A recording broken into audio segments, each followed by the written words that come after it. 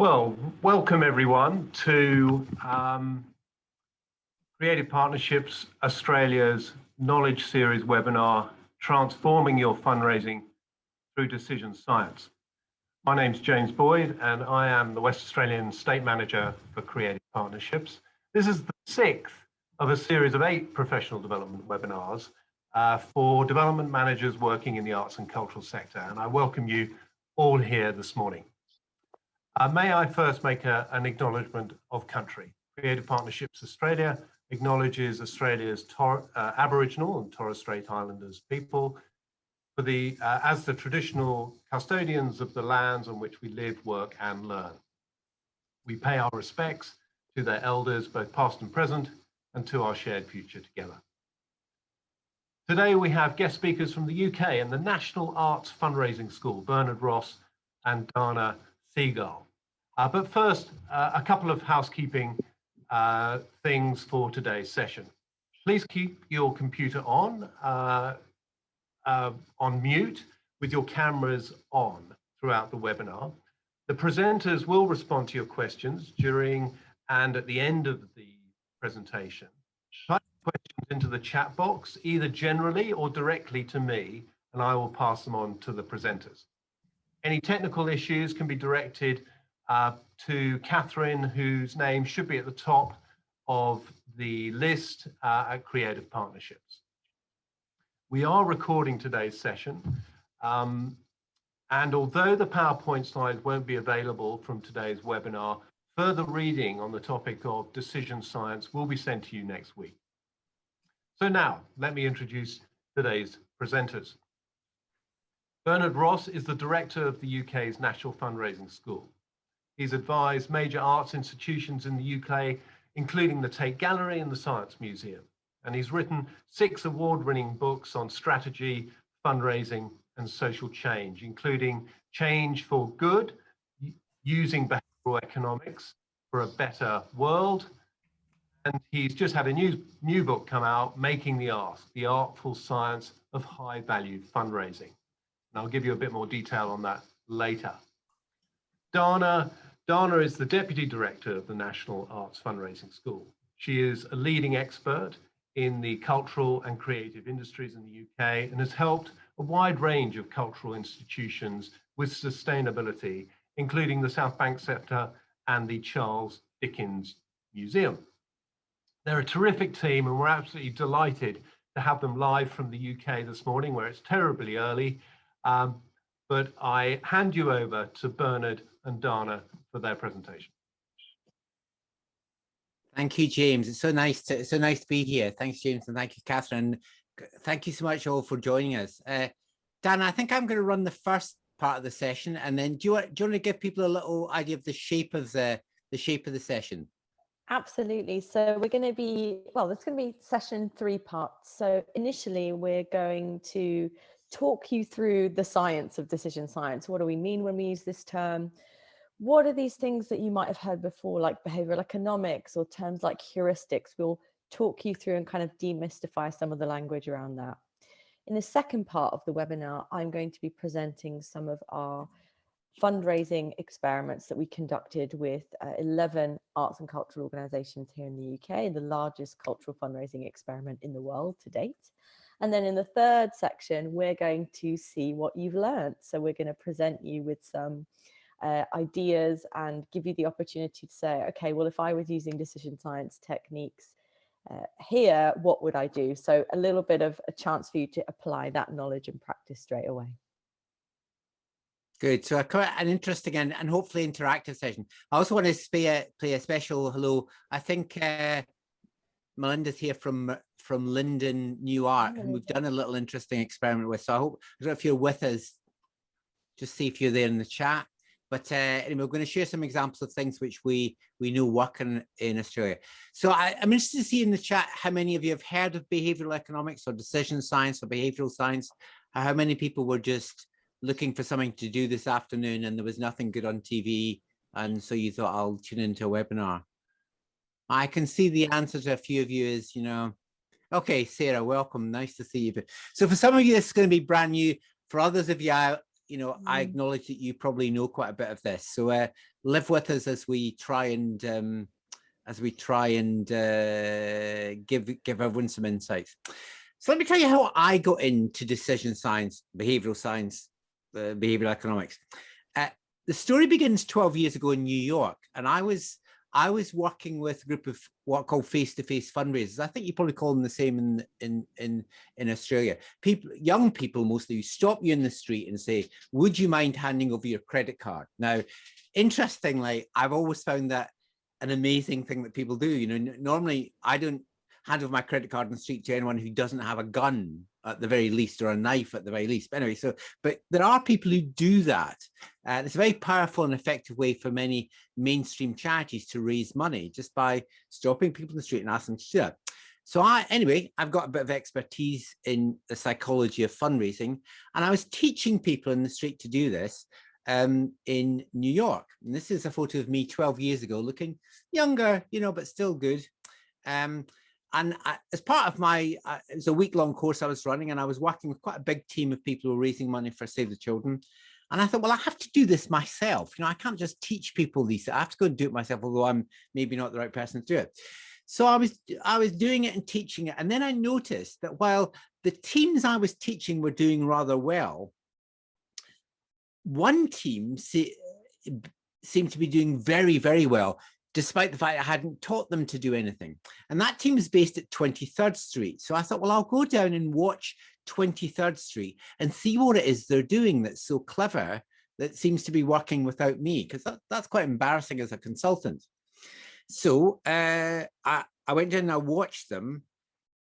And then I did some myself. So this picture on the right is of me standing, raising money for Save the Children Fund at 23rd Street. And what I discovered was that the most important thing that people were doing was standing beside the 23rd Street station sign.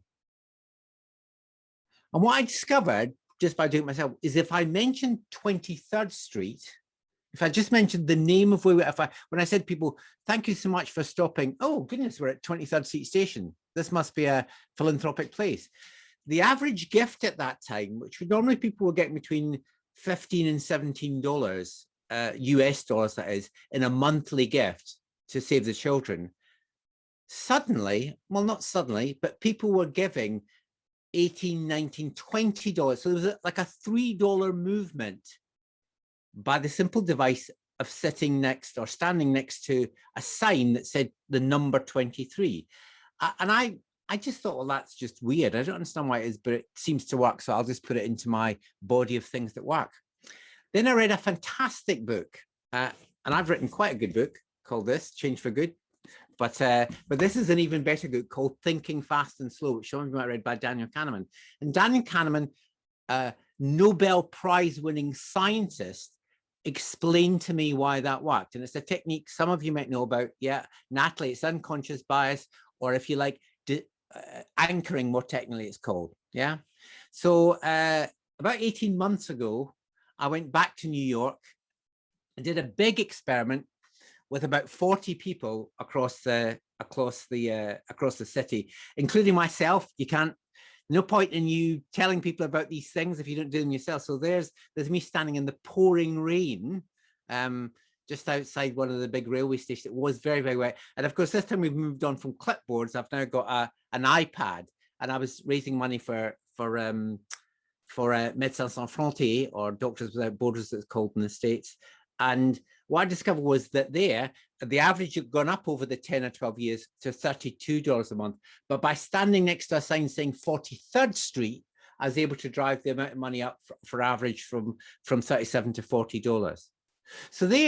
So I now understood that we were using a technique called anchoring. We're going to talk about that a bit later on.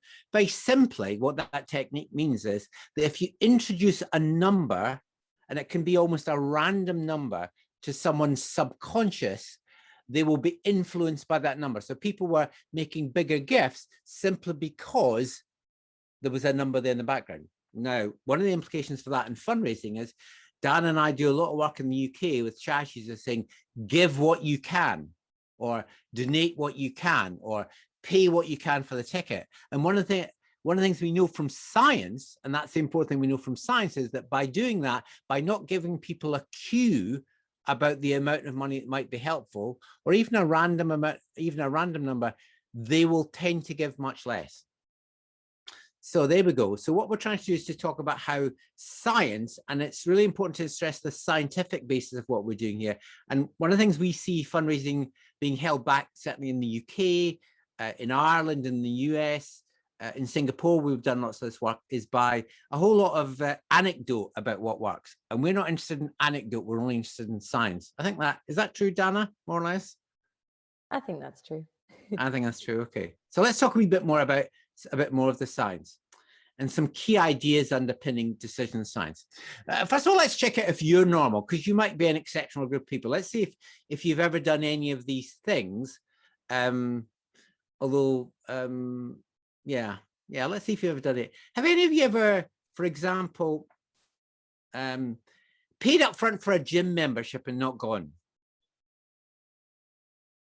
Just, yeah. And the rest of you are lying. There we go. Okay. Well done, Sarah. Okay, apart from you. Okay. Okay. Not gone to, you go to the doctor or the chemist, you get some medication, and then you do not follow the instructions. Yeah, very common thing to do as prescribed. Any of you ever, you get your credit card bill and you've got money in the bank to pay it, and then you just forget to pay it, so you end up paying interest? Oh, Catherine, okay, sometimes, okay. Any of you ever, okay, you've been at a party, if you remember parties, and you've drunk too much alcohol when you know you shouldn't, or you're on a diet and you eat the wrong kind of food just because you're in a social situation? Oh my God, yes to all of the above, Annie, the only honest woman in the room, I think there, okay. Any of you ever bought an electronic product? Like I've got an iPhone 8, I can basically text on it and look up things and occasionally send an email, but it will do things that as far as I know, you know, my 12-year-old niece can show me stuff. She's always embarrassed with me that I says, you know, like, Uncle Bernard, okay, Sarah, I can see you nodding at least in, okay. So let's admit that now those are not all bad. These are not all bad things. Any of you ever, and it's completely irrational, donated blood to somebody you don't know, or made a donation to a charity with no personal connection? Maybe, you know, made a gift to Yemen, or made a gift to a disease you've never, no, that's not rational. Yeah, that's not rational. Or just help someone in the street, help somebody up the stairs with their bags in a railway station or something, or give someone a gift. Yeah, good. I'm glad to see you all that, because I think Dan and I believe that the fundamental basis of good fundraising is to be in yourself philanthropic. The best way to learn about getting money is by giving it away. So let's be clear that these things are all predictably irrational, and people are predictably irrational, which is the title of a brilliant book by a guy called Dan Ariely, who talks about when we're making choices, and Dan Ariely and Daniel Kahneman, two of the great thinkers in this field, reckon that maybe between 27 and 40,000 choices a day. 27 and 4. Now, some of those are big choices, like, should I stay in this job? Should I leave my relationship? Should I buy a house? Blah, blah, blah. Should I rent a house? And some of them are like, should I wear blue socks or red socks? Do I dare to eat a peach? So, you know, so there are big ones and small ones, and we don't have time to think about them all rationally. So there's Dan Ariely's book, if you're looking for some stuff to read, called Predictably Irrational, which is such an important word. Now, key thing there is to say we are irrational, not random. Random would mean we couldn't predict what would happen. Irrational means that we can actually predict how people will behave, but it's not rational. In the same way, so we can predict now that if you stand next to a sign and give people a number cue, they will behave in a specific way. And we know a number of things now which Dan and I have been able to apply to fundraising. So are you irrational or not? So we sent you a little questionnaire, and we kind of lied about it in that we said, some of you filled it in, not all of you. We said it was about health and well-being. It's not about health and well-being. It's about how rational you are. So one of the questions we asked you was, you've booked a ticket for the cinema, and you've lost your online ticket. So you'd have to buy another ticket in one circumstance. Those of you who did the questionnaire will know this. The ones who didn't will not really understand what I'm talking about. The second situation was you turn up at the cinema and you discover you've lost $20. Would you buy another ticket? In both cases, the ticket cost $20. In another case, you've lost $20. So we asked you, if you had lost your ticket, would you buy another ticket for $20? And 70% of you said yes, but 30% of you said no, you wouldn't. And then we said to exactly the same group, well, if you lost money on the way to the cinema, would you buy another ticket? And in that case, 92% of you said yes. So that's not rational, because in both cases, you've lost $20. But in one case, because you think you'd lost a ticket, there's your votes. Hey, you know, in elections, people do mad things. Certainly, I know that in the US and in the UK. I don't know about Australia, but there's an example of a rationality about the two things are both exactly the same, but you responded really differently because of the different sense of loss. Okay, let's give you another example. So here are 2 packets of cereal. They happen to be Italian cereal. It doesn't really matter. Which of these would you, which of these do you think sounds like the more attractive deal, 1 or 2? Please type in the box 1 or 2. Type in the little chat box 1 or 2. 2, 2, 2, 2, 2. Everyone's choosing 2. Now, let's be clear. This is exactly the same deal. This is exactly the same deal. Anyone who could do basic maths can work out that 33% off, 54% amount free. But more now, interestingly, apart from Gary, and not everyone's exactly the same. Now, interestingly, I see lots of arts organizations saying, hey, we're discounting tickets. And yet, you know, we know that by saying giving more free, although it's exactly the same proposition, because most people can do basic maths, you'll discover that actually people prefer more. Lots of psychology going on here. Okay, and the answer in that, in a commercial sense, is that there's a 73% increase in sales by putting that different proposition up. Okay, so let's find out. Can you just read this sign? And probably what most of you did is you read the top line. I see Catherine, I can see you going, I can't even see it now. Okay, so you probably noticed that the 2 words I and F are reversed there. What most of you did automatically was you reverse those words. So one of the interesting about some of these automatic responses is we don't necessarily read things very carefully or study things very carefully. We look for patterns, and the patterns allow us to kind of say, I can fix that. So the interesting thing about, again, about our rationality is not simply that we're not paying a lot of attention. The big thing is that we fix things automatically. And that has some important implications in terms of patterns and stuff.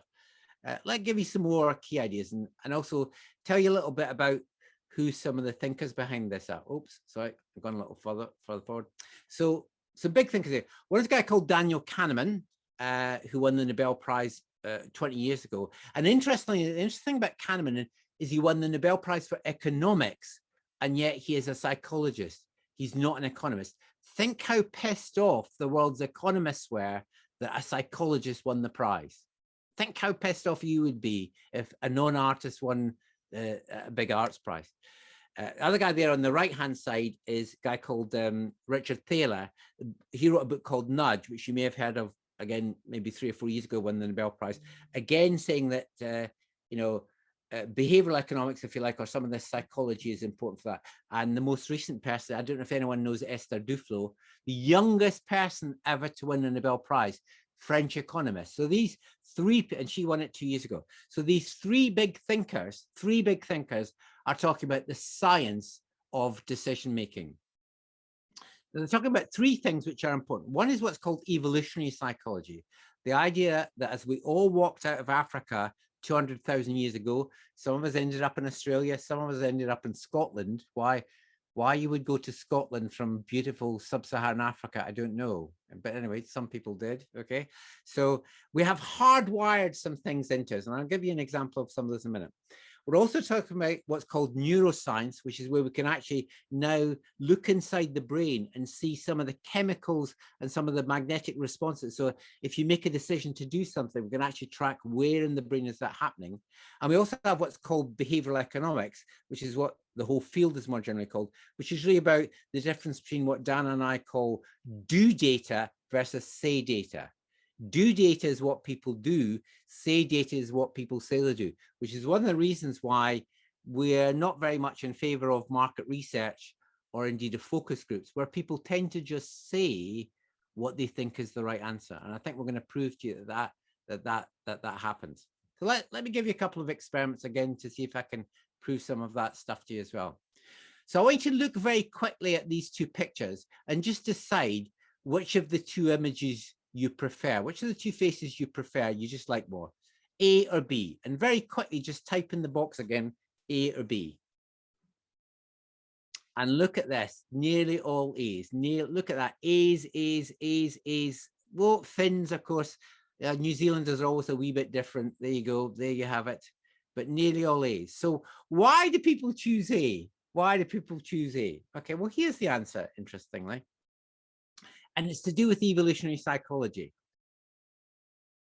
Let me just move on. So you can see that A and B are actually made up of two different faces. So in the first case, A is made up of a picture of Tiger Woods, about 35%, and a stock model of about 65%. B is made up of two stock models, really, that you don't necessarily recognize. So Dana and I have done that experiment. I think you've done it in Zimbabwe, in Cuba. I've done it in Egypt. I've done it in Argentina. I've done it in Brazil. I've done it in India. Everywhere in the world, the answer is the same. And the answer is that because people subconsciously saw Tiger Woods' face. You just recognize something about it. And of course, one of the evolutionary psychology things is that as we walk out of sub-Saharan Africa, we're looking for people that we recognize, because if we see people we recognize, we go, oh, that's quite safe. I know Catherine, I'm quite safe with her. She's not like to attack me or kill me. Now that's super important, because one of the things we find lots of arts organizers want to do is say, oh, we're bored with our old brand. We want to like look different and like change stuff up a whole lot. And I guess we want to caution you about saying, if you do that, you may be losing the value of the subconscious recognition of the brand, which is an important evolutionary bit of psychology. Okay, let's move on a wee bit. But interesting how many of you did A. Okay, John, welcome to you. I see it. I can see you're using somebody else's account, which is very wrong. Okay, let me give you another thing. So when we interestingly thing about the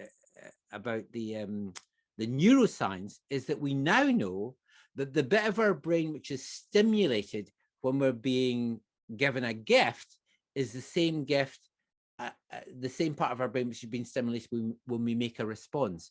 So for some of you will know that there's yeah, it works, Philippa, even if the order of the faces is switched. Doesn't make any difference which yeah, it's the Tiger Woodness of it, I assure you, is the key thing. So what we now know is that by giving people a gift, and again, Dana's going to give some examples, you know, of where a museum, by saying to people, hey, you know, here's a free guide to the museum, and putting that free guide beside the donation box, you increase the gift level that people want to give because of a technique called reciprocity. That is the importance of stimulating the same part of the brain. What's happening is you're doing the neuroscience of this. So giving people a gift before asking them for a gift is an important part of this piece as well. Okay, so there's a third bit then about what I call do data and say data. So for example, one of the things we asked you was, again, in the questionnaire that some of you filled in, we said, do you think you are more competent than your peers in the charity sector? And goodness, not a shy and modest group here. Something like, I think it's 68% of you said, yes, I am more competent than my peers in the charity sector. Good for you. I'm sure James and Catherine, you've brought together the brightest and the best here in this webinar. But of course, if that was accurate, it should be 50-50. You know, you can only be averagely, yeah. So what's interesting is that it's called the Dunning-Kruger effect. People tend to overestimate their ability in lots of fields. I have to say this may be gender driven and as well in part, but I'm seeing most of the people here are women, and actually, interestingly, even so, we still see that bias. So that you may say, well, okay, so we're a little smugger than we should be. Okay, the Brits invented being smugness, I guess you could say. But what's interesting is, of course, if you ask people, how generous are you in fundraising? And if we'd asked you that question, but we didn't ask you that one because we thought it'd be a cue, 75% of people think they give more than average to charities. So again, one of the reasons for not saying to people, hey, you know, if you feel you want to give what you can, people will think that by them giving $5 or $10 or $15 or $20, they think they are being more generous when in fact they're not. You need to cue people about what the averages are. And I think, Dana, you're going to give some examples later of, you know, how important it is to cue people about what the average is so people can judge to align their behavior. I think I'm more generous. Well, if the average person gives $20, I should give a bit more. Yeah. So that's really important about people think they are better than they are. Yeah. And that's the difference between what we call do data and say data. Okay. So Kahneman, and I'm going to, Dan, I think I'm going to hand over to you in a few minutes. We're kind of up against the first half hour, if that's okay. If you're just, and we'll just skip to the end of the set of slides. Good. Okay. So what's Kahneman's big idea? Yeah, that original Nobel Prize winner. What Kahneman says is that we actually have two decision systems in our head. First one is what's called system one. So system one is where we it helps us make those 27 to 40,000 decisions really quickly, implicitly, intuitively, emotionally, and importantly, unconsciously, or if you like, subconsciously, because we really couldn't think through, oh goodness, what color socks should I wear today? Let me make a rational choice about it. Yeah. We really couldn't do that. So we use our automatic process to do that. I'm speaking to you in English now. It's just Scottish English, so it sounds a little weird. Okay. And I'm not thinking about the words, but I love going to Spain and I love speaking Spanish. And my Spanish is awful. And whenever I go to Spain, I like it because the word bar is the same in Spain, for those who've been to Spain, as it is in English. So I think, okay, I'm in the right place to have a drink. But I go into a bar, and as I approach the bar person, I think, okay, so I want a beer. So I know that the verb to want in Spanish is querer, and I know that I need the first person singular of the verb in Spanish for querer, which is, I believe, quiero. And the Spanish bar person is tapping his fingers going, really just ask me for what you want, you know? And so I quiero, and then I get really confused because I know that in Spanish they have masculine and feminine in nouns, and I cannot remember whether, I know the word is cerveza, but is it feminine or masculine? Is it un cerveza or una cerveza? And then I end up going, yar, so quiero yar cerveza. Oh God, okay. So what's happening there is, instead of me using system one, I'm having to use system two, my explicit, slow, analytical, learned, conscious. But yeah, it's the same thing. If you probably learn to drive in system two, if you learn to drive in a manual car, and then now you can drive home without even thinking about what you're doing, but changing gear. You can think about what you're having for dinner or whatever, because you're using system one. So we use system one, and we need to encourage donors and supporters to use system one as much as we can. It's the difference between how we think and how we think we think. Let me give you an example of system one and system two. So I'm going to show you, and this is my last little thing, Dana, before I hand over to you. So we can see that in system one, I want you to look at this tube stain. So I'm sure lots of you have been to London. Here's a tube train, and I want you to very quickly decide if the tube train is leaving the station or entering the station. And please just type in the chat box, entering or leaving, what your first perception is.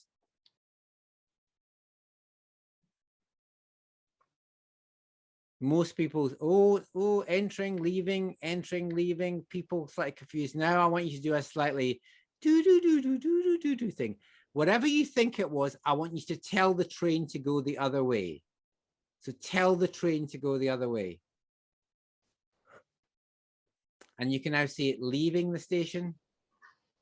And you can now see it entering the station. And I'm not changing the image at all. Leaving and entering. And I'm now cueing you by saying the word leaving. You can see it leaving, or entering. You can see it entering. I am in control of your minds. You know, I am in control of your minds. So what's happening there is your system one is saying, hang on a minute, I can tell what's going on here. Unfortunately, your system two system then comes in and says, but you don't have any data for that. So it's the difference between system two quite often comes in and tries to get you to say something more sensible. Okay, it's the difference between Captain Kirk and Mr. Spock. And just to be clear, the irrational one is not in charge here. One of them is the captain and one of them is just the mister. And so for your donors, for your supporters, it's Captain Kirk who's in charge, and that's who you need to talk to. Then I'm going to hand over to you to talk about some of the experiments we've done in fundraising, in the world's largest fundraising experiment. And I'll change the slides for you if that's okay. Yeah, that's perfect. So, you know, some of the key concept that Ben has presented there that I just want you to keep in mind as I present this. So the first thing is we're making thousands and thousands of decisions a day. That is causing what we call cognitive overload. And it means it's that feeling of brain hurt that you get when you're thinking too hard about something, when you have to use that brain. And the reason for that is because your brain takes up about 2% of your body weight, but uses 20% of your energy.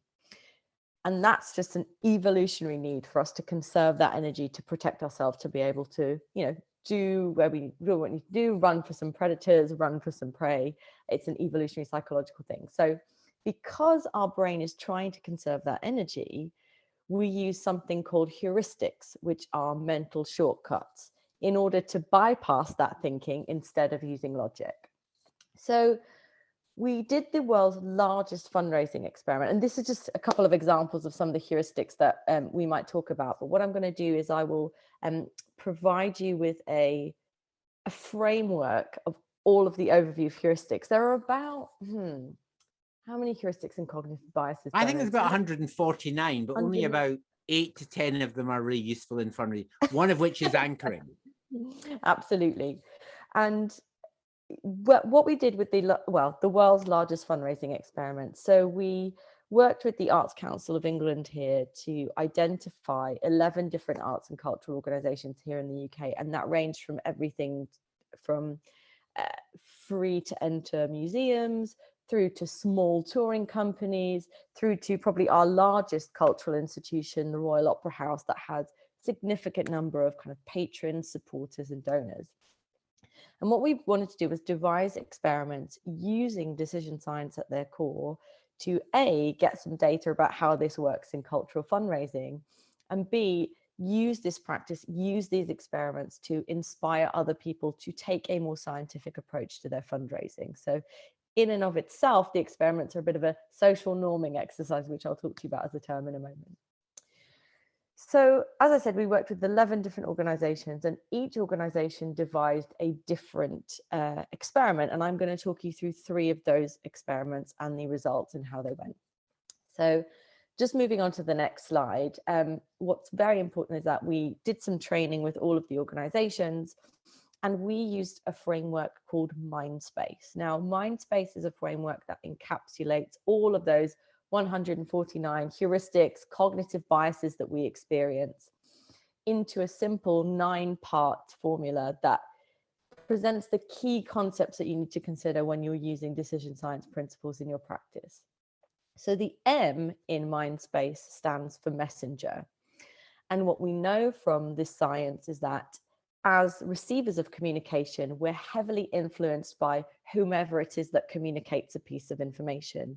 Now, think to those kind of classic dental adverts where you have a rather kind of beautiful looking woman with very nice big teeth and a white lab coat and a little, you know, clipboard. And she says, yes, this toothpaste is fantastic, I recommend it. Now, our mind goes, okay, well, that's a recommendation from a scientist, from a dentist. That's just the messenger effect at play. So it's this idea that we're heavily influenced by who communicates a piece of information, which means that from a fundraising perspective, we need to think about who is communicating a piece of information, what is their authority or legitimacy with communicating that piece of information, and also, you know, are they likable? So a big part of why we all slightly liked face number A is because there's a recognizable character in that face, someone that we already know. So again, thinking about all of these different aspects can affect your fundraising. And I'll show you an example of where one organization played with the messenger effect to say, who is the most effective messenger for our fundraising? The I in MindSpace stands for incentives. And this tells us that our responses to incentives are shaped by the mental shortcuts that we experience. Things like the fact that when we have a donation option on a page, most of us will tend to go for the thing in the middle. That's an effect called the Goldilocks effect, as in not too hot, not too cold. So again, this has interesting implications about how you highlight particular pieces of information. Having a pre-ticked box, having a pre-prescribed amount. These are things that can affect the way that we recognize and behave on an online donation form. The N stands for norm. And norming tells us that we're strongly influenced by what other people do. I mentioned a term just a few moments ago called social norming, and this is exactly what I meant. So essentially, this is partly from evolutionary psychology. So back again, when we were coming out of sub-Saharan Africa, we followed the pack, we followed our tribe. And the reason for that was because we didn't want to get ostracized and left on our own. And this still affects us today. So it means that when we see other people doing things, especially people that we recognize are like us, we're more inclined to do them as well. And that's social norming at play. And I think this is one of these fundraising lessons that we already know. We just maybe didn't know the scientific term behind it. The D in Mindspace stands for default. And this is about the fact that we tend to go with a flow of preset of options. So I mentioned things like a kind of tick box effect or having a pre-prescribed amount in a page already. These are shortcuts that make it easier for us to make decisions. So suggested donation amount, that's a great default to help us go, okay, we know what that is. We know what the amount is that they're looking for. We don't then have to kick into our system 2 brain to go, but how much exactly do they want? How much am I willing to give away? What difference will that make? That takes us out of system 1 and into system 2. So by adding defaults into our process, we're easing that process, easing the cognitive load for people to go with the flow of preset of options. The S in Mindspace stands for salience. And salience is an interesting phenomenon about how our attention is generally drawn to things that seem novel or relevant to who we are. This is why I think a lot of appeals, particularly in the coronavirus period, had a lot of really good traction. A lot of us could identify with what it means to be isolated, what it means to be, away from friends and loved ones, what it means to feel not able to access arts and cultural opportunities. The salience of that experience enabled people to understand and appreciate the value of what we do in an even stronger way. So salience can be everything from that kind of deep and meaningful interpretation right through to just the fact that sometimes a more recognizable name or something that's coming across in a piece of news or social media that's completely disconnected to our cause can have a knock-on impact on our cause. An example of this being when Beyonce released her album Lemonade in 2016, we saw exponential increases of sales of lemonade globally, just because more people were thinking about it and had a positive association with a great album. So that's salience at play. There's very interesting implications to our fundraising results as well.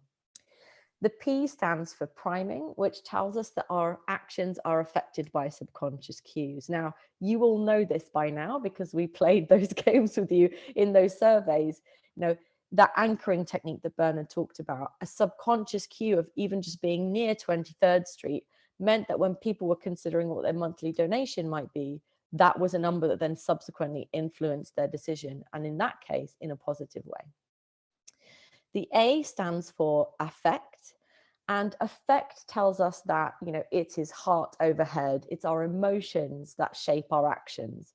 So again, keeping people in an emotive space is much more likely to drive the behavior that you want than it is kind of bombarding them with lots of information that again requires them to go back into that system 2. So keeping people in system 1 by keeping them emotionally engaged with the messaging, the communication, and the action that you're trying to do.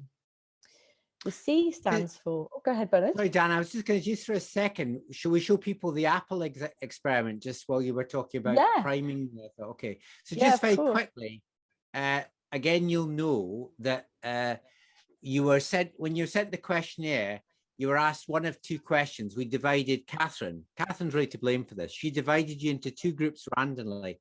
And in one example, you were asked, how many carols do you think an apple has? And I think you were cued with, do you think it's 51? And in another one, you were given you can see the 2 examples here.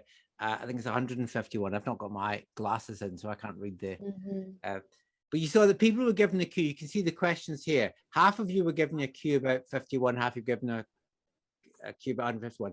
What's the average differences between 70 odd and 110? So by cueing people, just by putting that number in, it's a priming technique, you saw that you get a higher result, and that can be applied, as we've discussed before, to fundraising. So if you're listening to this and going, I wouldn't fall for that, yeah, I'm afraid you did, you do. Sorry, Dana, on you go. No, exactly that. Thanks, Bernard. So the C in Mindspace stands for commitment. And commitment tells us that essentially as human beings, we love to be consistent in our commitments of who we are, how we express ourselves in terms of our identity and our values and our beliefs. And the reason for that is because the world is a complex place. And the simpler we have of an understanding of ourselves and the more consistent we are with who we are, the easier that is on our brains. Now, this is very interesting when it comes to fundraising retention, so keeping donors on board. At some point when they donated to you, they expressed their commitment to something, whether that's supporting young people to access the arts or a commitment to ballet, or however they decided to commit by way of supporting you with a donation. Now, reminding them of that commitment and saying, you know, you supported us last year because this is what you're passionate about, is a reminder for them to be consistent to that commitment. So it can be very powerful when we're talking about supporter retention in fundraising, this idea of commitment and consistency to that commitment. Similarly, this is where reciprocity comes in. So again, Bernard showed you that image where that same part of our brain gets activated when we both give a gift and when we receive a gift. So the power of reciprocity and being able to enable and empower people to commit to giving us something back because they've been activated in that way is really important when it comes to the general promotion of philanthropy and giving as well. And then finally, the E stands for ego. Again, something I think that's a common understanding in the art sector, which is that in fundraising, we know people like to act in ways that make them feel good or better about themselves. So what are the ways that you can communicate that to people so that they stay in that space where they feel fulfilled? They understand the agency that they have over a donation or the impact that they have as well. So what we did is we talked to all of the experimenters about these different principles, and some experimenters decided to focus in on one, and some experimenters decided to use a range of different heuristics and interventions to play on different heuristics in order to achieve their fundraising aims. The first experiment I'm going to talk about is by a company called the Handlebars. They are a very small touring theatre company based here in the UK. They take Shakespeare's shows and tour them in outdoor settings, and they do so on their bikes, hence the name Handlebars. So the Handlebars are a team of two with obviously a freelance team of actors and performers. And this is the first time that they ask their audiences for a donation. So they've done no kind of fundraising experience prior to this. So the experiment that the Handlebars did was focusing in on the messenger. And Bernard, if you just want to go to the next slide. So unlike other companies, they said, okay, we're going to take one of these principles and really focus our experiment on that. And the key questions on the next slide that they had were, as I said, with the messenger, the key questions is who's doing the ask? Do they have the authority, the credibility, the validity to do that ask? And how likable are they? So the theory that the Handlebars decided to ask, or the hypothesis, if you will, is on the next page. And that question is, will the identity of the messenger have an impact on the level of gift, so the average gift, but also the number of gifts given? So that was the question. And what they decided to do was try 4 different messengers. Now, they were going, okay, who within our pool of people have either some sort of legitimacy, authority, or have some likability? So decided to test 4 different messengers. The first messenger in the top left-hand corner is some sort of celebrity or patron or ambassador figure. Now they happen to have Adrian Scarborough as an audience member, who's a famous actor here in the UK, and decided to test whether his public profile, his presence as a recognizable character, will influence their fundraising efforts. The second person they decided to use was one of the performers in the show. Obviously the most recognizable face to the audiences. So again, would that have a difference and make an impact in terms of the donation amount? The third person they decided to use was a young participant, somebody who'd taken part in their educational programs. And the fourth person they decided to use as a messenger was an existing audience member who was already a small-scale supporter to the handlebars. And yeah, it's important to know that Adrian Scarborough was in Killing Eve at the time, so he had a strong, immediate presence on there as well. So what they did is they filmed 4 fundraising videos, and the messages were exactly the same. However, the messenger was different. So Adrian said, you know, as an actor, as a famous actor, this is why I think the handlebars are fantastic. Tom, the actor in the top right-hand corner, said, well, as one of the performers in the show, this is why I think handlebars are great and you should support. Little Sophie there in the bottom corner, you know, as somebody who'd taken part in the experiments as a participant, this is why I think she should support the program. And then Lindsay in the bottom right there, as a supporter, as an audience member, this is why I think you should support the program. So quick guesses in the chat box. Which of these do you think had the most impact? So who had the highest average donation and who had the most donations? Was it Adrian Scarborough? Was it Tom? Was it lovely Sophie, the child? Or was it Lindsay and a fellow supporter? So maybe drawing on that social norming. What do you think? Bit of a mix there. I think, you know, it's interesting that you had very different reactions. I think definitely at Team MC, we were convinced it was going to be Sophie. We just thought she's so endearing on the video as well. We just had a feeling it was going to be Sophie. So I'm interested just to show you a little bit about what everybody received, and then we'll talk about the result. So on the next page, you'll see this is essentially the email that everybody got. So they split their mailing list into 2 different A/B tests. So 4 different segments, each of which got a different video and a different ask from a different person. And this is typically what that email looked like. So giving the gift of Shakespeare, and then everybody got access to a sort of 2-minute video, either from Sophie, Tom, Lindsay, or Adrian saying, this is why they support and this is why they think you should support too. So now for the results. So the actual results showed that on average, not only did Adrian Scarborough get the highest amount of click-throughs, so most people open email, he also got the largest number of donations and the highest average donation. And it was very similar across the rest of the people, actually averaging, you know, £28, £28.30. So again, this exactly strikes back to the example that Bernard shared about Tiger Woods. There's something about a recognizable, memorable face that will persuade us to do something, especially when we have a very positive association with that person, which people did at the time because he was a great actor in a particular show that was very much of the target audience of people who also go to see the handlebars. So quite interesting findings there. And I think went a little bit against what we predicted. So again, this is why it's so interesting to experiment, test these things.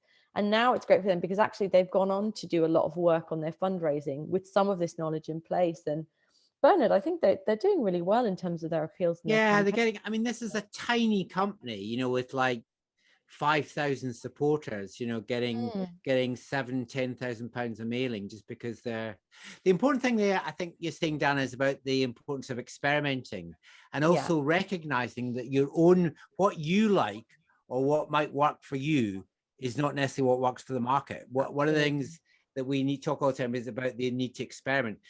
If I could just ask you very quickly to do something on the screen, can you please on the screen put your hands out in front of you? Kind of just like that. All of you can do that. I'm going to ask you to say a little Buddhist chant now, which will help you with your fundraising, which is, I am not the target market. Can you just say that? 1, 2, 3. I am not the target market. Second time. I am not the target market. Yeah. And a third time, I am not the target market. Every time you look at something and saying, that would work for me, I want you to recognize that your board, your marketing manager, your very clever 12-year-old designer is not the target market. And so you need to test. And like, yeah, okay, good. Thanks for that. All right, Dana, absolutely. No, so it's move all good. To the other end of the scale from the tiny to the huge. From the tiny to the huge. So this is a case study by the Royal Opera House. We worked with Marina Jones, who's the head of memberships and campaigns at the Royal Opera House, because she was working on her legacy proposition, wanting to encourage their existing supporters, so people who are giving regularly to the Royal Opera House, to consider leaving a gift in their will to the Royal Opera House as well. So she does an annual direct mail campaign, and she wanted to use some decision science principles to improve the results for that as well. So it's important to, well, I think the starting point was very much from a place of affect. So what are the powerful emotions that we can draw on in the very first instance? Now, Sleeping Beauty is the ballet that the company reopened the Royal Opera House with in 1946. And a lot of the patrons are people who were coming in those early days. It's a show that's performed year on year.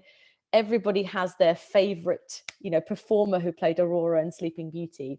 So this was a really clever way for Marina to get to the emotions of people who really care about this work, but B, start to identify clusters of people who are in particular tribes. So, it might be that your Aurora is Margot Fontaine. It might be that your Aurora is someone else. So being able to kind of understand where people are coming from, what their positive associations are, and who the ones that they most emotionally identify with. So she did this really cleverly on the envelope. This is the front of the envelope. It's actually a reverse envelope.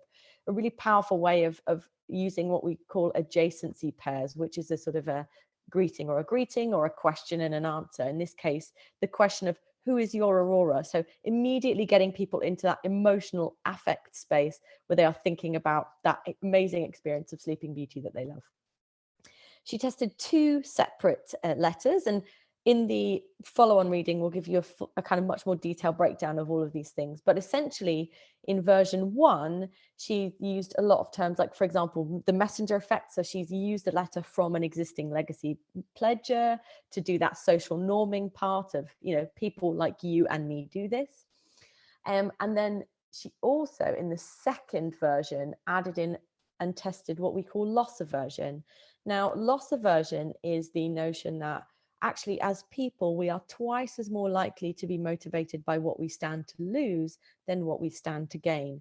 And often in the arts, we frame things as, oh, well, wouldn't it be wonderful because more children can have better access to arts and cultural opportunities? That's a nice thing, but actually isn't as motivating if we said, well, and if you don't support today, all of these children are going to lose out on the chance to engage with culture. So framing things by a loss, either by a loss for a group of people that we care about, or my loss, so I lose the opportunity to support something brilliant, is more motivating. So that's what she tested in the second letter to see if it had a bit of a stronger effect.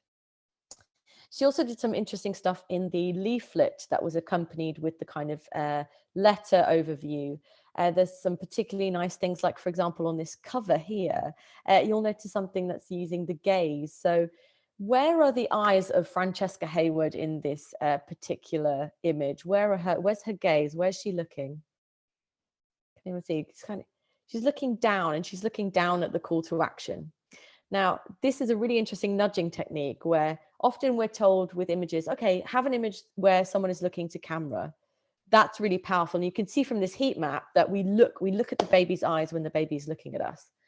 Now look at a different version of that. When the baby is looking where we want the audience's direction to be attention to be directed, the heat map shows that we are following also the baby's eyes. And that's a powerful technique called using the gaze to affect and nudge people to the information that you want them to look at. So that's quite a nice technique that Marina used there in the front cover. On the next page, there's a little bit of that defaulting that I talked about. So you'll see here, there's a little pre-ticked box that says, the Royal Opera House is an important part of my life and I want to support it in the future by including a gift in my will. Just making that slight suggestion there. And then you'll also notice that the quote uses reciprocity that we talked about. So somebody says here, I've had lots of pleasure from this and I felt it was time to give something back. So social norming, the idea of being reciprocal and giving a gift back to the Royal Opera House. There's also some really nice techniques that she used in terms of explaining the process of a gift in their will. So again, legacy fundraising is very different because we're not asking someone to act immediately on a call to action. We're not saying, okay, we need you to support this thing right now, click this button. What we have to say is, you care about us. This is a part of your identity. When the time is right, or when you're next at the lawyers, or when you're next thinking about updating your will, please remember us. So there's a lot of different stages and aspects that are involved in that. In order to make that easier for people, she did a few interesting techniques. So the first thing she did is called chunking, which is dividing the information into easier, more digestible pieces of information. In this case, creating a kind of 4-step process of what it actually means to leave a gift in your will to the Royal Opera House. She's used some really interesting techniques, like you'll see there's little signals there of the time that it takes to take one of the options, or the amount of money associated with one of those options. Again, just making it easier and quicker for people to make those decisions that don't put them in a system 2 space, keep them in a system 1 space. And then finally, on the final bit of the page of the leaflet, again, a few decision science techniques here. Things like, Ben, if you just go to the next slide for me. The back page, again, uses some strong social norming there. So a couple of statistics saying that actually 75% of the people who leave a gift in their will are people who already support, just like you.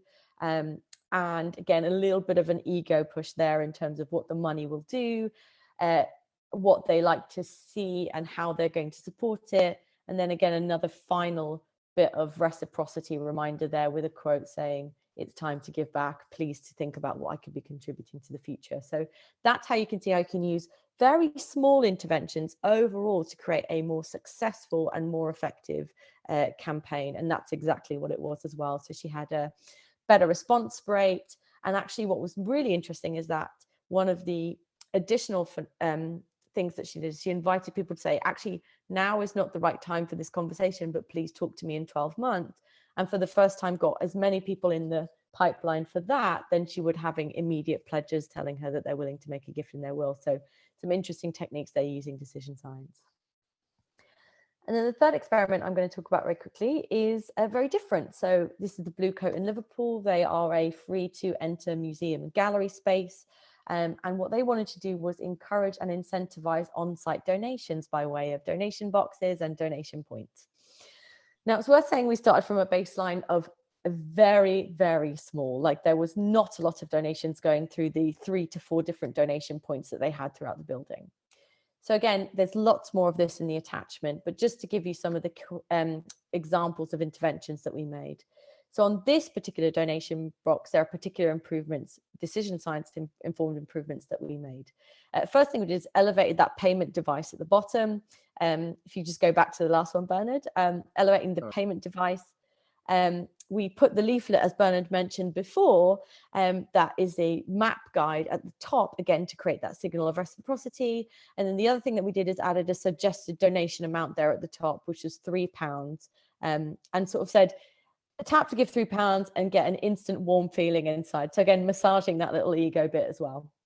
So that was a really good intervention. The second thing we did is improved another donation box that they had. So on the next page, you'll see just on the image on the very far left, look at that donation box. I mean, they're just deliberately trying to hide it as much as possible. That's how little they wanted donations. So very small gray box in the corner with a very kind of loose call to action. So the first thing we did is we moved that box from a not very proactive area into a proactive area, again with a bit more of an information and a bit of sign to encourage reciprocity. We created some anchoring there saying give £3 for the next 300 years. And that was the one thing that we did in week 1. In week 2, what we did is we actually took a little cardboard cutout. Now, this is one of the schoolboys. So the Blue Coat used to be a school before it was converted to a gallery. And it was a school in the Victorian era. So we've got this little Victorian boy with his flute, nudging people towards that call to action. And now it's worth saying that before we did these interventions, that box was getting £0 and pence a month. By the time these interventions were happening, this box was getting about £100 a month. So just by moving it and putting that cardboard cutout, nudging it and doing a couple of those interventions, that went from making no money to making £100 a month just in that short time.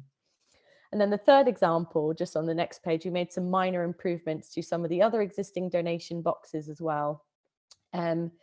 One using the endowed progress effect here on the left. So endowed progress effect is the fact that we like to complete things. We like to see the completion of things. So just in the same way that you, the way that you like to complete the picture or see things or do puzzles, that's the kind of same thing that we have.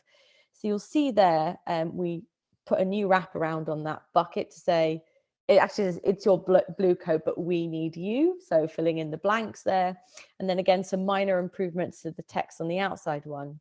Now, with this experiment, what was most interesting is that these didn't have that much of an impact. But what we did notice was that lots of people come to the Blue Coat to use the loo because it's a free, public, accessible space and is one of the places that's kind of, for some people, a local place to come and have a wee. So what we did is we put a sign on the back of the loo door to remind people and say, please keep art at the heart of Liverpool. Please consider donating today. And that took those boxes from getting about £2 to £3 right up to £60, £100 per box as well, just by having a priming of a need to support on the back of the loo door, as people kind of in an important position where they were invited to think about something. So again, you might be surprised at where your fundraising spaces are that actually drive behaviors in people as well. Good. So those are the 3 UK experiments, and I'm going to hand over to Bernard now just to talk very briefly about the experiment that we did here in Australia with some of you, with Lyndon New York.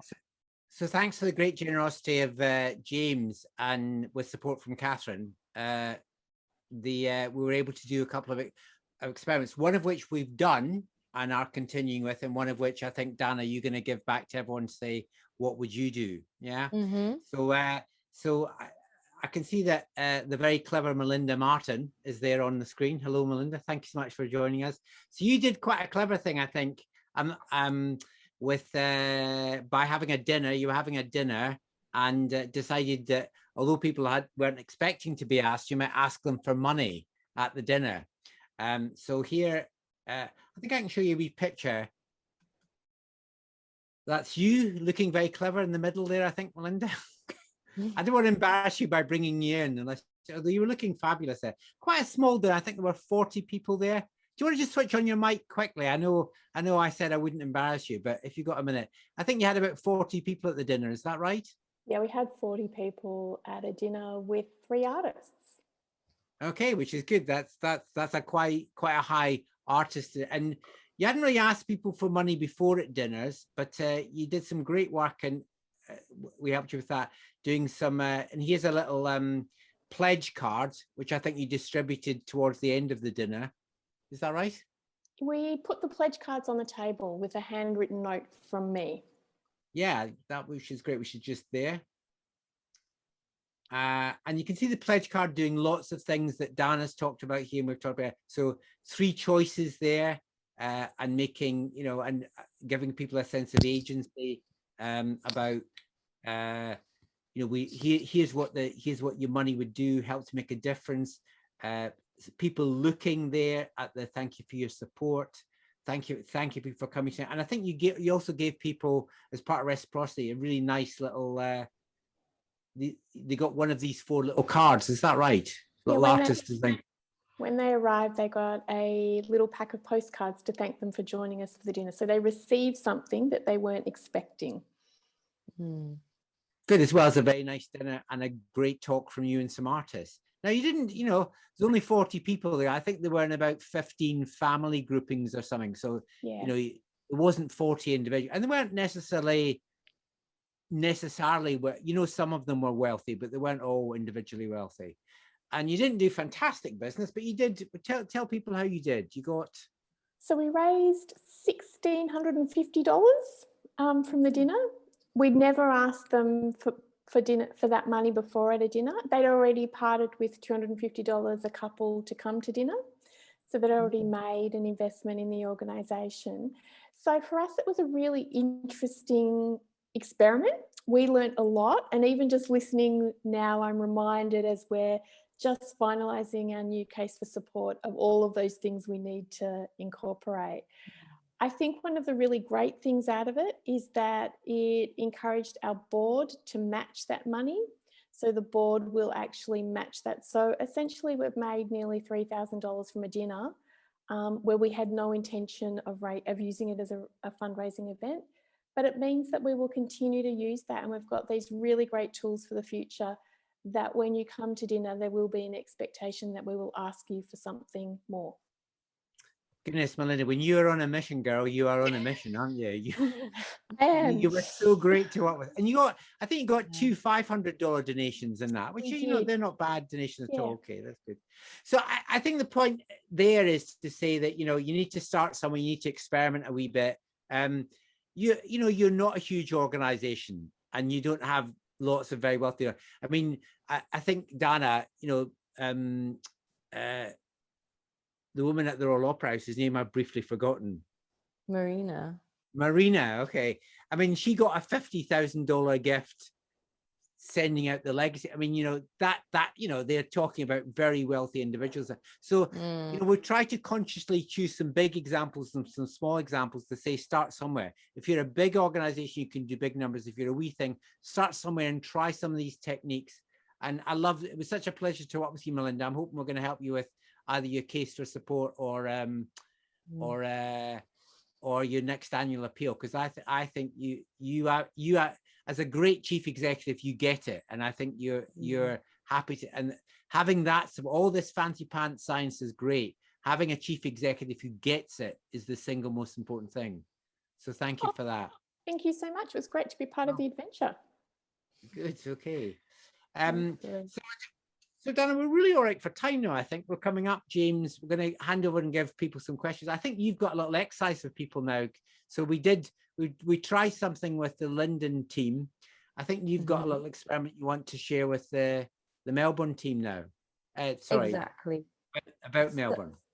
So what I'd like to do is, we're in the process now of working with the Melbourne Fringe on another experiment, and the hypothesis or the question of that experiment is how can we encourage audiences, that is people who pay for tickets to fringe shows, to support us philanthropically, and how can we use our newsletter as a vehicle to do that? So how can we communicate to people who are buying tickets and say, actually, aside from that specific event, what we want you to consider is supporting this whole initiative, this whole idea. So that's the question in mind. And I guess now that you've seen what you've seen, we have some key questions. And what I'd love to hear from you in the chat is just some ideas. So as I ask you some prompter questions, any ideas that you have that come to mind, either from examples that we've shown you today or things that come to mind that spark from the questions using the Mindspace framework, for us to see what would you do in this situation. So you've got a newsletter, you've got a way to communicate to a particular audience.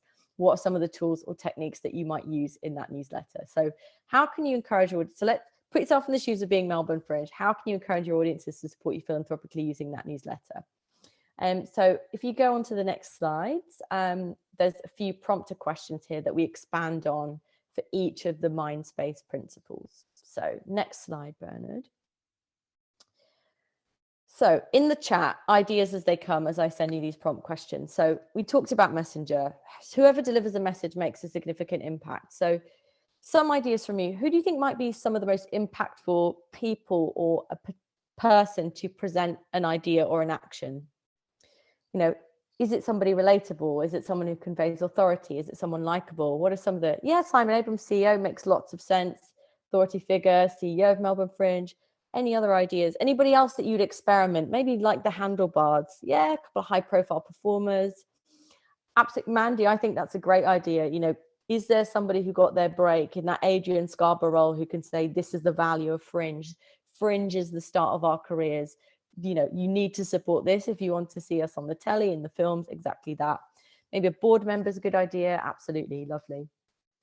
So think about incentives. So we know that we're more likely to, be motivated by what we stand to lose and what we stand to gain. How could you frame giving as a potential loss for the individual? Any ideas there in the chat? Or, what's the urgency around it? Is there anything you could do there? Is there any reciprocity you might be able to offer to these people? Any ideas in the chat? Keep having a little think about these things. This one's quite an interesting one, I think. How can we make it feel? So speaking maybe about the loss through COVID, for me as an audience member, I lost out on my Fringe last year. How can I make sure that I don't get to lose out on that again? Maybe it's by supporting the core organization. Yeah, absolutely. Yeah, imagine my life without the Fringe. Again, that's a nice way of framing some loss aversion. Lovely ideas here. Good. Norming. So we like to do and behave as others do. How can we demonstrate to people that others like them are giving? Any ideas for phrases, some terminology, some little things we can use there? Anything on the social norming ideas?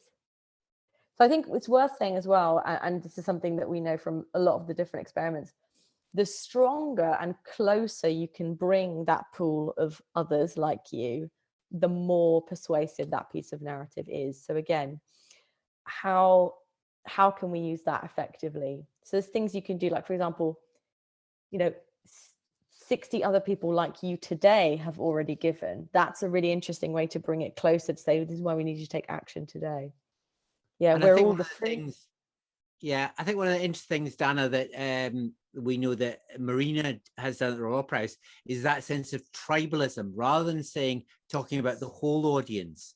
That, Marina very consciously got people to try and be tribal about who is their favorite performer. And you see that with Wikipedia. Wikipedia quite often say, if you've ever been given asked for money in Wikipedia, they quite often say, most people don't give. They actually consciously say, most people don't give. We're looking for a small number of people like you who really care about this stuff. So, make people feel that they're special. Norming doesn't mean everyone does it. Norming can mean you're special because you do it. Yeah. Absolutely. And that's where that second point, and this is particularly interesting for those of you who are maybe running or managing kind of patron schemes or supporter circles, where the point of it is the exclusivity and reminding people that these happen to be a group of very dedicated people who are different to the norm from others, but very normal amongst their peers and themselves, can be a really interesting and important tool. Yeah, and I can see the tribalism of Melbourne and Sydney and Perth coming out here, Oh my goodness, the Scottish invented tribalism, but the Australians sure acquired it. You just changed the names of the tribes. Okay, next set of considerations. Let's get some more ideas flowing. So bit of salience. How can we make the behavior or the option we're promoting seem like an interesting choice? Is there anything that feels prominent, salient?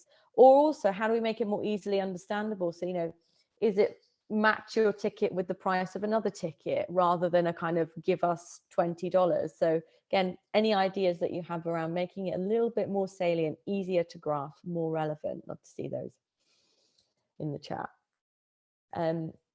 Similarly, defaults. Anybody got any ideas around how we can offer choice, but not too much choice? What kinds of choice? Should we be suggesting a recommended amount? Is it about a scale? Should it be a little landing page with how many options? What are some of those ideas? Again, these are really important. I know that they're not specific ones, but we're just interested to see how you're interpreting some of this thinking. Any more ideas? And again, I think, Melinda, the example you used, like saying to people, the board will match their money, is both salient and gives people a sense of agency. Or, yeah, that's a really nice way to make, chance to it. Yeah. Good. Now, Denise, I think we've definitely got some perspectives on gold, silver, and bronze, because really, who likes to be in the bronze club? No one really. So an interesting idea, absolutely, to have different levels, but I think it's interesting to think about the naming of those levels, the tribal aspect as described about what those levels each are. Fans, yeah, Sarah, giving fan, Uber fan. Yeah, Sarah, good about like giving us a sense of what the money will go to. So rather than saying, give us $20, it's support a child to see a show, or however we frame it, by actually the value of the thing rather than the particular amount, so that we're associating it with a value instead. Good. And then the final three, final last parts of Mindspace. I think if we move on to the next one, I think a bit novel in the options of what can be supported as well. Yeah. Good. And then the next one, so emotionally, I think we talked, maybe what are some specific emotions that we want people to have? Do we want them to be angry? Do we want them to be sad? Do we want them to be joyful? How do we do that? Can we remind them of a commitment? What kind of commitment might audiences have to the Fringe that they don't realize, that we can remind them of in order for that to then be used to our effect? And then anything about in terms of ego thing. Yeah, really nice suggestion there, Catherine. Yeah, the glass of wine in your hand type thing. That's quite a nice way of framing it as something that those people know, recognize, maybe associate with the Fringe. That's the feeling that they get, or the feeling that makes them feel good, and maybe a feeling that lots of us have missed. Yeah, Georgina, really good about the stewardship. You know, I couldn't have performed this without your support. Really nice suggestions in here. Really nice little ego strokes. Good. All right. And now we'll take all those ideas. No, I'm kidding. We have some ideas of what we're going to do. I think there's definitely some social norming we're going to focus on. We're going to be looking at the defaults that we use and making sure that we're using a lot of affect, salience, and a bit of priming in the messaging and communications as well. So stay tuned for some of those.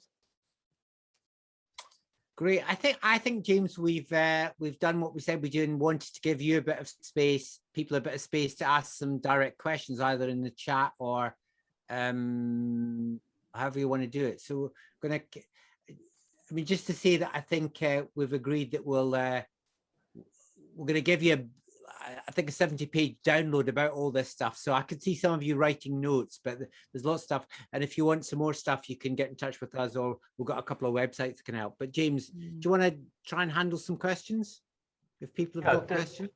Definitely, Bernard. So do type in some questions if you would like. Is one of the, just while we're waiting for any questions to come in, Bernard, is the document you're going to send us, that Mindspace acronym is terrific. Is it going to flesh out each of those things? Yeah, absolutely. It takes you through both the theory underpinning the framework, which is just a simple way to encompass the three bigger, evolutionary science and behavioral economics, blah, blah, blah. But also it gives a lot of examples directly from as Dana said, these 11 big experiments that we did. So we talked about 3 of them, but we've done some other really interesting experiments, not just in the UK, but internationally, kind of talking about, is there a thing as too much of the mind space elements? Will donors fit? Do you want to handle that, Dana? That's an interesting question about So I would say that all of this begins from a core point, and the core point is that these tools and techniques will never persuade people to do things that they were not inclined or wanted to do anyway. So kind of we're starting from a baseline of, this is more about saying, because if someone comes to your donation page, you have a choice. You can use some of these techniques and principles to make it as easy as possible for them to give and to maximize that giving, and to encourage them to give at maybe a higher level than they might have originally expected. However, you're not kind of saying, I'm convincing you to give even though you never wanted to give. So I think we have to be conscious of the fact that when we are fundraising, we are hopefully doing so once we've established that these are people who are willing, happy, ready to receive that messaging. The mind space elements of it is about making that process easier for them to do and more motivating. And it's just using some of the science behind what we actually use as a lot of maybe intuitive or instinctive techniques that constitute good fundraising or quote unquote best practice in the stuff. So, I think I would say that, is there too much of the mind space elements? That it's always on a case by case basis, but I would say that actually most people, when using this stuff correctly, in the same way that maybe Marina did, where she incorporated several elements within it, actually on the receiving end, we go, that feels like a really clear piece of information. That feels like a good piece of communication. And it's only when we start to doubt ourselves that we go, oh no, is it too much or is it too little? And we move into system 2. So I think I would say that it's important to consider, you're not always going to use all of the mind space elements in what you're doing. However, there is often interventions where you can build, where you can start with one, incorporate others, test some others. And also it's important to know that people will get fatigued by some techniques and some tools. And at that point, it's also very important to kind of mix it and change things up. There's a very important thing about what we call cognitive overload. Like, don't try and be too clever, and don't try and, but this is my worst kind of cognitive overload is, the membership schemes of the British Rubbish Bag, and they're all laid out like this. Oh my God, too much choice, and if we have too much choice, our brains freeze. We know that if I've got, should I go bronze, silver, soloist, blah, blah. This is the worst thing you can do, because it brings in system 2. It makes people stop thinking about being altruistic in system 1 and say, what's the best deal for me? That's a different thing. We're talking about philanthropy, not does this make business sense? So please avoid please avoid doing what we call, cognitive overload. And Dana and Bernard, there's a question here from Sarah about ways we're communicating. And we heard from Jimmy Buck, a local chap, about how communication is changing and how we can use tools, even in the last 18 months, how social media or digital communication tools are now become perhaps, the norm or even more powerful than they were. Any comments on that? I'll say something about it, Dana. You are slightly younger than me, slightly younger. Is that true? Okay.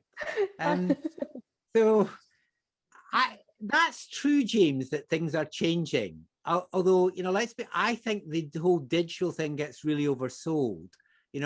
I mean, digital giving has increased from 100% in the last year, but that means it's gone from 7% to 14% of giving.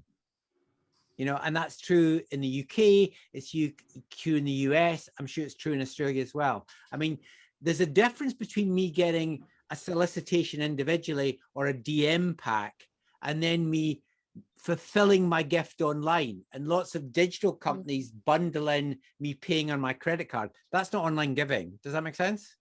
And we also need to recognize, I'm sure I'm about to offend half the audience there. People talk a lot about young donors. Young people, millennials and Gen Z, are just as generous as the over 40s or the over 50s. They just don't have the money. They just don't have the money. I'm really sorry. I've got the money. I'm a boomer. I've got the money. I'm holding on to it until I die, okay? But I've got the money. And so, that is a great question for a fabulous Australian guy called Sean Triner. What is the best way to persuade the under 40s to donate to charity? And the answer is wait till they're over 40. That's older people have the money to give, and so while engaging younger donors through newer techniques is a great way to get them on board. I think, Dana, why don't you tell people about the largest single transfer of wealth in the history of the world, which I know causes you personal pain. Well, it's, as Bernard said, a lot of the wealth that's been accumulated, particularly by a generation of baby boomers, that's, we're about to see the biggest transfer of wealth in the history of humankind when those people die. And they are also happen to be the most generous, the most philanthropic people.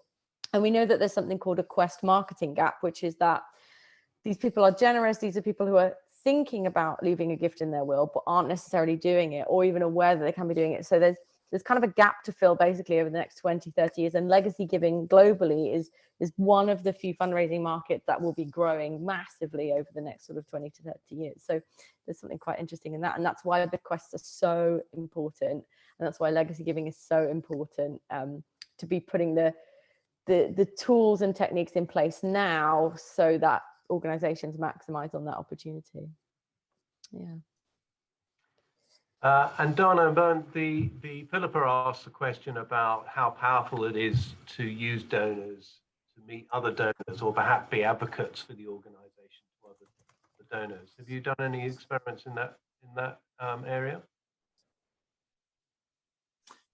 Yeah, I think we know. It's interesting. So there's no question that having other donors who are like me, I mean, in the sense of my tribe. So I told you about the mistake I made with the online, with the streets in New York example.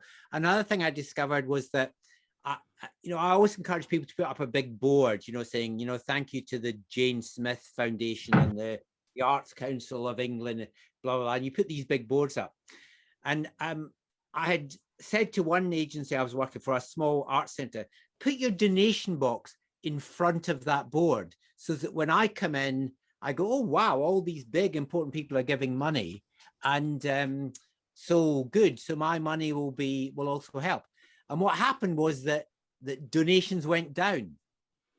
Because, of course, what happened was people going, well, if all these big people are giving money, my £5 or £10 doesn't really make a difference. So people were denied agency. That's such a key word that Dana's used. You need to give me agency. Like, if you have a big budget, you know, we need $1 gazillion to work every week. So your £5, I mean, my £5, my $5. So I got people to move the donation box away from the big thank you board to a private space where people felt that their £5 or £10 make a difference. So for us, a key idea is giving people, we talk about the have agency. Beautiful thing that Melinda and her team did was to say, here's what $350 will do. It'll actually pay for, you know, a talk in a non-English language for a group of people who want to visit, you know, or it'll pay for an artist to have a studio space for a day. That you know, giving people agency about the thing that their money will do. Yeah. Sorry, Dana, do you have something to add about that? Yeah, I mean, I think it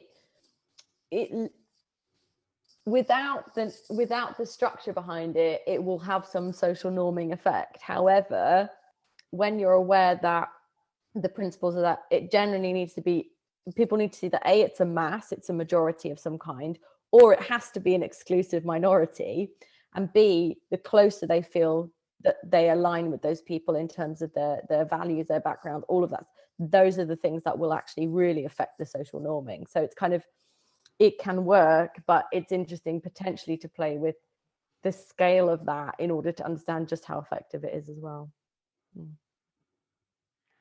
And I'm just reading this question from Natalie Bell. Natalie, are you online? Do you want to ask this? Because I remember right at the beginning of this webinar, you were the one that read Unconscious Bias book.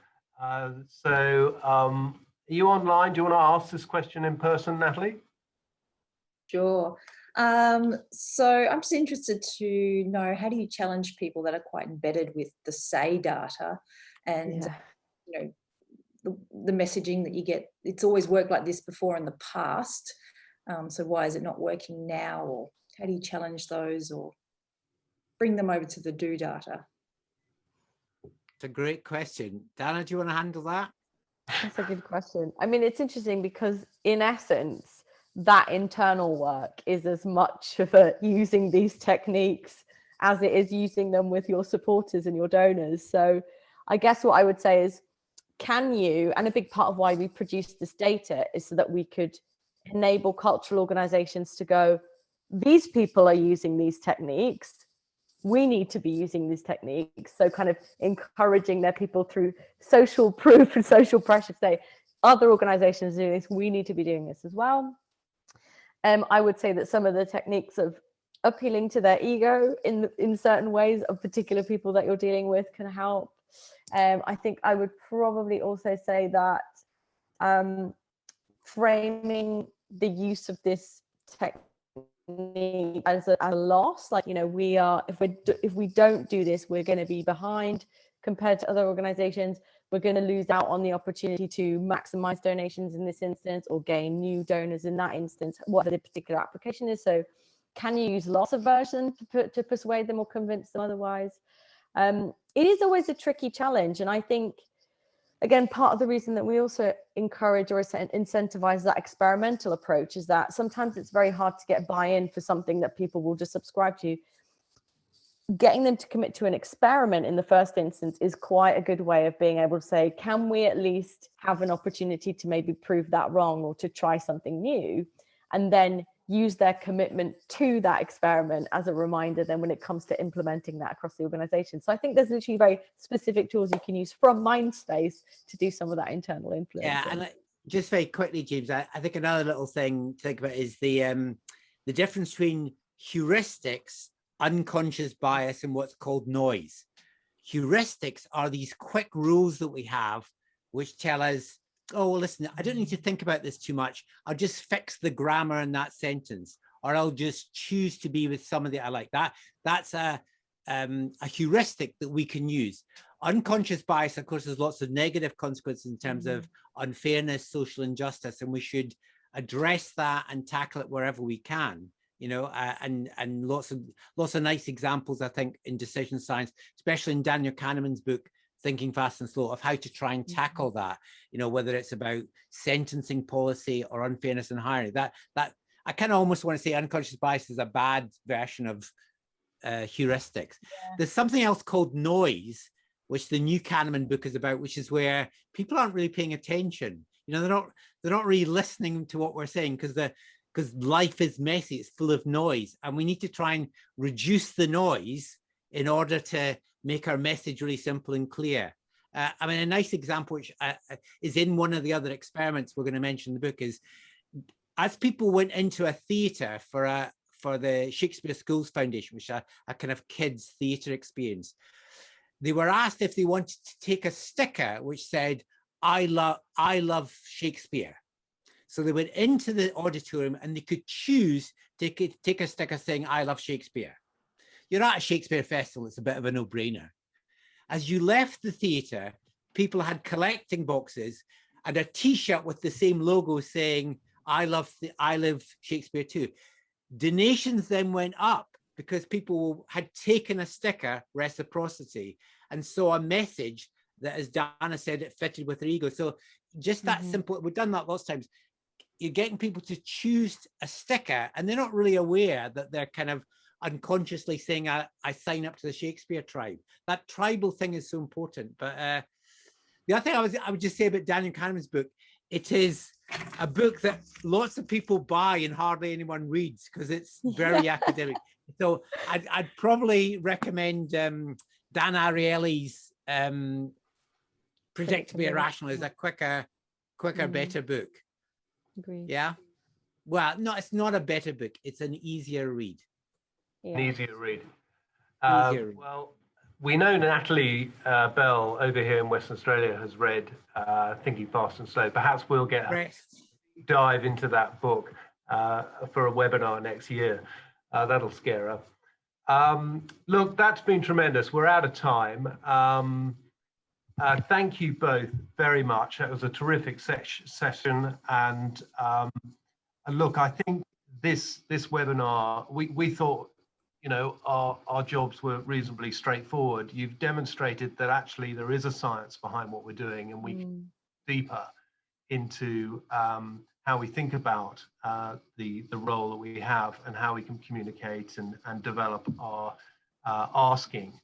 And perhaps, you know, work more closely with our marketing teams as well. That's what came to my mind. You know, it's about ideas and doing things more effectively with more idea of how people respond to the prompts we give them. But you know, test those ideas as well. So look, it's been terrific. I just want to also remind people of Bernard's latest book, Making the Ask: The Artful Science of High Value Fundraising. It is available on Kindle now. It only came out a couple of weeks ago. And well, it's not actually out yet. It comes out on the 15th. But if you Okay. buy it now on Kindle, it's only 99 cents. Okay. So there's a Scottish, Natalie, absolutely a bargain of a book. So it's a bargain now, but it, so buy it now before it's officially released, and you'll get a bargain. Look, thanks to those at Linden New Art and Fringe for your involvement in this webinar. The next knowledge series, some of you may be already booked in, will take place on Thursday, the 3rd of June, on everybody's favorite topic, tax and tips for arts fundraisers. So join us for that. We do hope you're enjoying the knowledge series. And if you'd like to make any suggestions of future topics for these webinars, please do email your state manager and we'll take your suggestions on board. But look, thank you for participating today. Thank you again to Bernard and Dana. You can go and grab yourselves a coffee and recover from your early morning. And I wish everybody a terrific rest of the week. Thank you. Bye-bye.